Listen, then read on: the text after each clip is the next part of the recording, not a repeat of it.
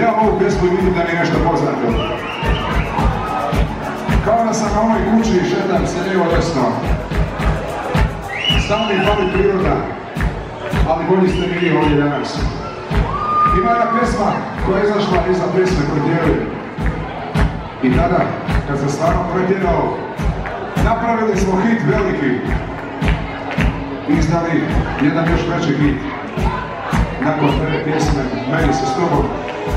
Tada su nas svi mediji bojkotirali i zabranili. Ali nisu nam mogli ništa! Meni se s tobom ljetuje, moje tajne.